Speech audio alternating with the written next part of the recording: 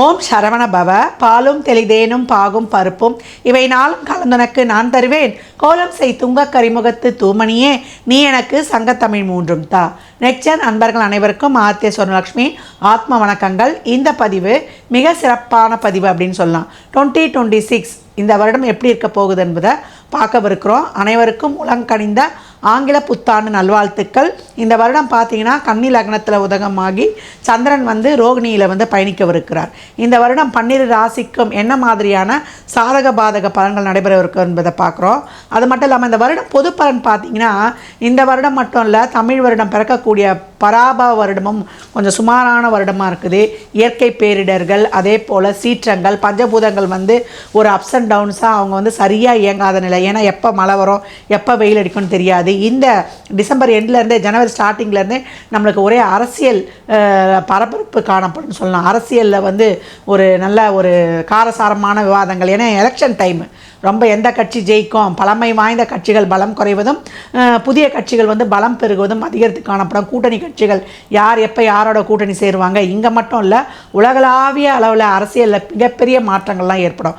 ஏன்னா ராகு கும்பத்திலும் கேது சிம்மத்திலும் இருக்கும் பொழுது அரசியல் துறை சார்ந்த தலைவர்கள் அவங்களுடைய ஆரோக்கியம், ஆயுள், அவங்க பர்சனல் சம்மந்தப்பட்ட விஷயங்களில் ரொம்ப கவனமாக ஒவ்வொரு செயலையும் அவேராக இருக்கணும். அவர்கள் பேருக்கு களங்கம் ஏற்படுற வகையில் ரொம்ப செயல்கள்லாம் ஏற்படும்.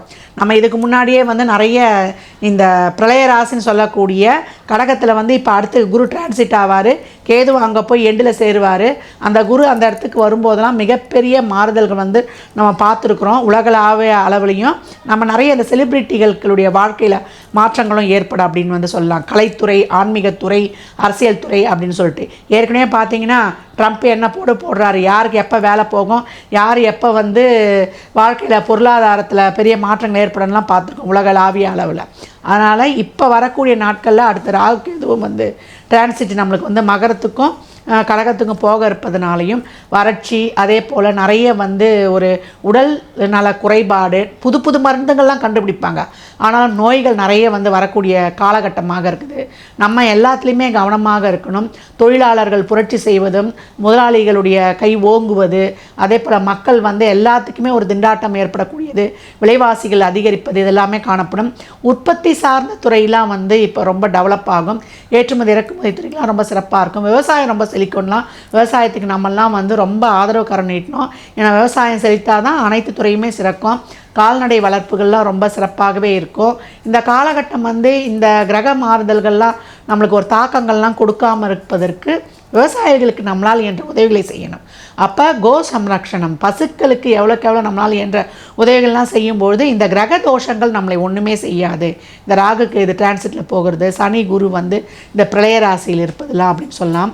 நிறைய விவசாயிகளுக்கு இந்த கருப்பாடுகளை வாங்கி கொடுக்கும்பொழுது நம்ம முன்னோர்களின் ஆசைகளை சிறப்பாக பெற்றுக்கொள்ளலாம். இனி 12 ராசிகளுக்குமான சிறப்பான பலன்களை துல்லியமாக தனித்தனி பதிவுகளாக காணலாம். பதிவுக்குள் போகலாம் வாங்க. மகர ராசி மகர லக்னத்திற்கான பலன்களை காணவிருக்கிறோம். இந்த 26 மகரம் மகத்தான மாற்றங்களை காணும் சொல்லலாம். மகரம் தகரமான தகரம் இல்லை, பத்திரை மாற்று தங்கமாய் ஜொலிக்க போகுது.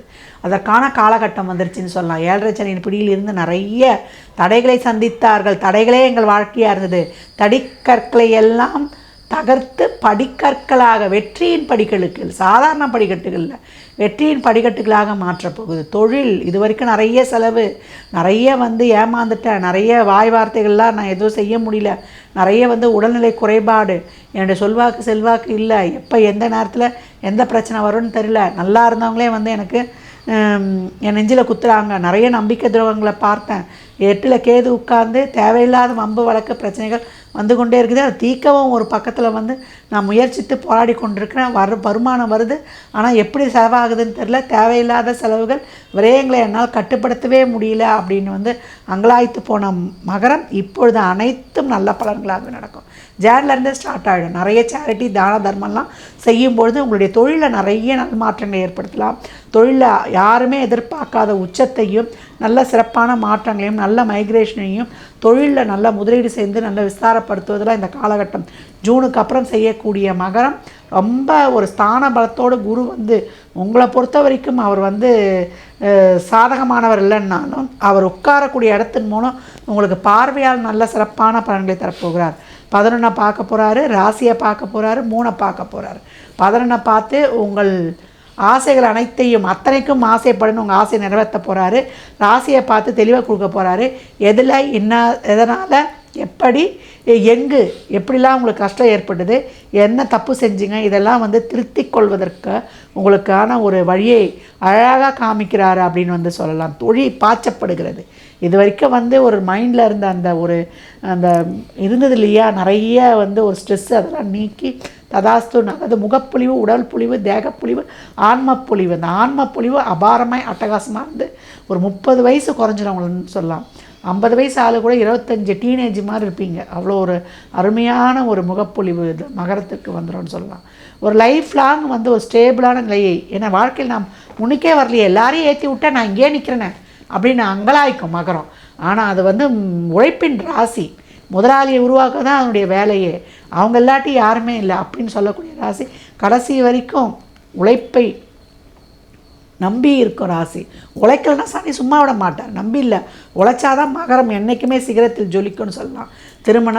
திருமண பிரச்சனை ஏற்பட்டு பிரிந்திருந்தவர்கள், நான் ஒரு இடத்துல கனவு இடத்துல இருக்கவங்கலாம் பேசி சேருவது, இல்லைன்னா மியூச்சுவல் அண்டர்ஸ்டாண்டிங்கில் அடுத்த வாழ்க்கைக்கு மூவ் ஆன் பண்ணுவது, ரிலேஷன்ஷிப்பு கூடுவது, எல்லாமே நல்லா சந்தோஷமாக இருக்கும். நல்லா போய் ஜாலியாக எல்லார்கிட்டையும் சொல்லி நல்லா ஒரு மனசுக்கு ஒரு இதம் தரும் ஒரு பலன்களாகவே இருக்குன்னு சொல்லலாம். தொழில், திருமணம், வேலைவாய்ப்பு, பொருளாதார உயர்வு, நல்ல முன்னேற்றம், பர்சனல் வாழ்க்கையில் முன்னேற்றம், பொருளாதாரத்தில் முன்னேற்றம், உங்களுடைய ஸ்டேட்டஸில் முன்னேற்றம், எல்லாமே ரொம்ப அருமையாக இருக்கும். மகரம் இந்த வருடம் வழிபட வேண்டிய தெய்வம் யாருன்னு கேட்டிங்கன்னா, திருமலை வாயிலில் இருக்கக்கூடிய மாசிலாமணீஸ்வரர். ரொம்ப பழமை வாய்ந்த சிவாலயம். இறைவன் வந்து நம்மளுக்கு மாசிலாமணீஸ்வரர், இறைவி வந்து பார்த்திங்கன்னா கொடியிடை அம்மன். அம்பாலை வழிபட்டு வரும்பொழுதும் அங்கே இருக்கக்கூடிய 2 தூண்களும் ராகுகேது.